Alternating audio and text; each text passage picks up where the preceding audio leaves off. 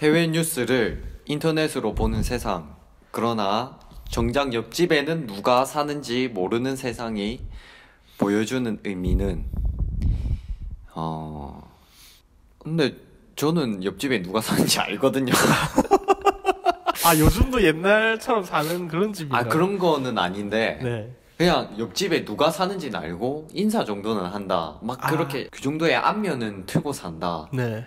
그렇게는 살고 있거든요. 아, 저는 이제 제가 사는데 같은 층에 이제 세 가구가 살거든요. 네.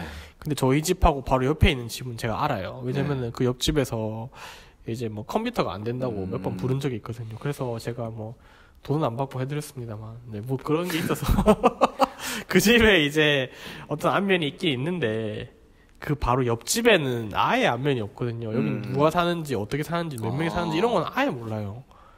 그래서 그렇군요. 정말로 옆집에 있는 사람을 모른다라는 말이 누가 사는지 모른다는 말이 진짜로 맞는 말인 것 같긴 하거든요. 근데 우리가 인터넷으로 뉴스를 접할 때 해외 뉴스 같은 경우에는 네. 일상적이고 뭔가 서민적인 게 아닌 것 같아요. 그렇죠. 무슨 전쟁, 금융 네. 뭐 사건이라든가 금융 위기, 예, 그리스, 뭐 경제 네. 뭐 문제라든가 네. 이런 거대 담론 이런 측면에서 해외 뉴스를 접하는 것 같고 네. 막 뭐 러시아의 어떤 구에 사는 어떤 건물에서 화재가 발생해서 몇 명이 죽었네 뭐 이런 뉴스는 네. 모르잖아요. 아, 그렇죠. 예. 그런 상황을 고려해봤을 때 해외 뉴스를 인터넷으로 보는 세상이더라도 네. 해외에 대해서 제대로 아는 건 아니지 않나. 해외를 더 이렇게 예. 확실히 아는 건 아니다. 해외의 진짜 극소 부분? 작은 부분을 뭔가 아는 게 아닌가. 인터넷으로. 네. 그래서 옆집에 누가 사는 옛날만큼 옆집에 사는 사람이 누군지가 그만큼 중요하지 않아요. 옆에 누가 사는지 그 사람들 알아가지고 그 사람들하고 뭔가 교류를 해야 된다라는 건지, 그래서 그 사람한테 다음에 뭔가 도움을 얻겠다? 그런 부분에만큼은 굉장히 많이 약해졌거든요. 맞아요. 네, 뭐 컴퓨터 고장나면 컴퓨터 기사를 부르면 되는 거고, 예.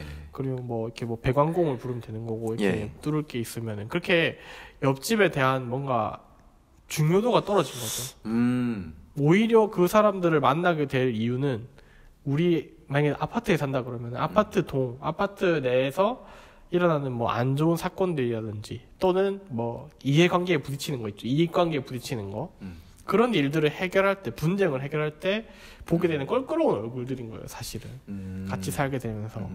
그래서 이 사람들이 어떤지에 대해서 관심을 가질 필요가 없어진 거죠, 사실은. 되게 삭막하다고 느낄 수도 있는데 그렇게 흘러가고 있는 것 같아요. 오히려 대한민국은 아파트를 지음으로써 더 붙어 있거든요, 집이. 예. 서로 가구가.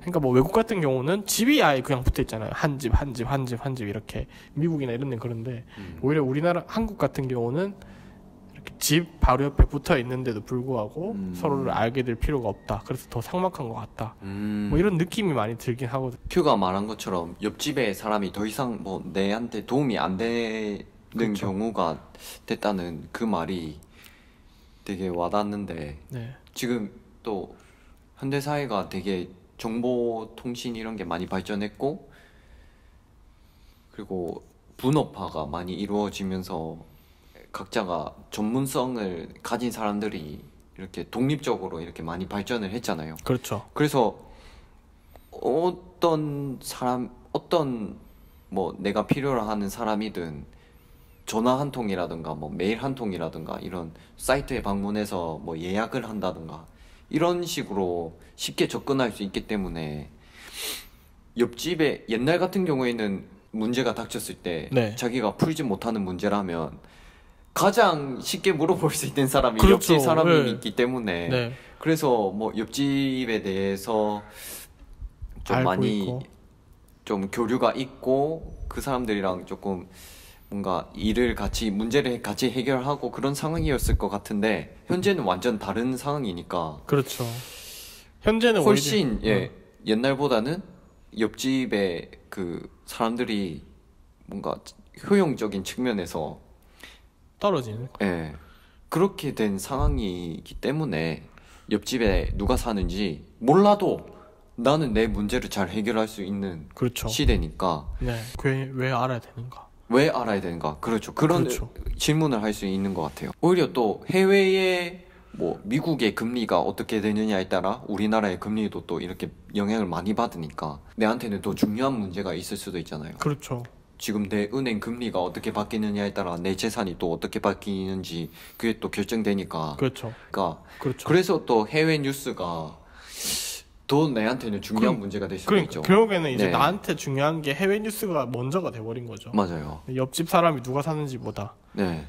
그렇기 때문에 오히려 더 해외 뉴스를 더 인터넷으로 보고 더 값어치 있게 느끼지 않을까. 그만큼 뭐 미국, 한국, 일본, 중국, 북한 이렇게 서로 연결된 어떤 서로 영향을 주는 부분들이 강화된 게 아닌가. 그렇죠. 그만큼 이렇게 뭔가 지구촌 사회가 네. 이루어진 게 아닌가. 그리고 옛날에는, 그러니까 진짜 옛날에는 이제 옆집에 이제 무슨 일이 있었다, 앞집에 무슨 일이 있었다, 뭐 예. 그런 이제 가십거리들이 더 큰 이슈였는데 네네네. 지금에 들어서는 이제 인터넷을 통해서 거의 모든 정보를 접할 수가 있잖아요. 전 세계적으로. 그러니까 그런 정보의 홍수 속에서 더 자극적인 정보는 오히려 그쪽에 있는 거죠. 인터넷 속에 있는 거기 때문에 옆집에서 누가 어떻게 했대, 저떻게 했대 그런 일들보다는 오히려 옆집에서 한 일을 인터넷으로 더 빨리 알아요. 맞아요. 그런 세상이 돼버리다 보니까 옆집을 교류해가지고 뭘 얻겠다 그런 부분만큼은 분명히 약해진 게 사실인 것 같아요. 또 해외에서 우리나라에 오는 시간도 되게 줄어들었잖아요. 아, 이렇게 비행기로 몇 시간만 타고 오면 바로 올 수도 있고 하니까 그만큼 가까워진 상태고 하니까 이웃보다는 해외가 뭐 그냥 옆 동네 같은 느낌이 드는 상황이니까 그렇죠. 뭐 해외 뉴스가 옆집 뉴스처럼 느껴지는 그런 상황이 아닌가. 그래서 결론을 내려주시죠. 해외 뉴스를 인터넷으로 보는 세상, 그러나 정작 옆집에는 누가 사는지 모르는 세상이 보여주는 의미는 무엇인가요? 그만큼 지구가 좁아졌다.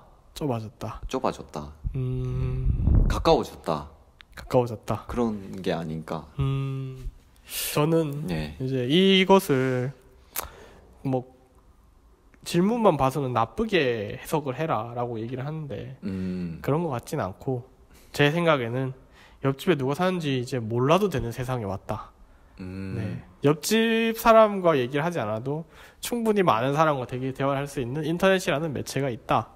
그래서 이제 해외의 많은 정보들도 얻어낼 수 있는 그런 세상이 왔다.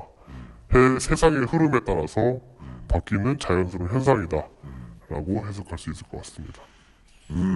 해결 끝.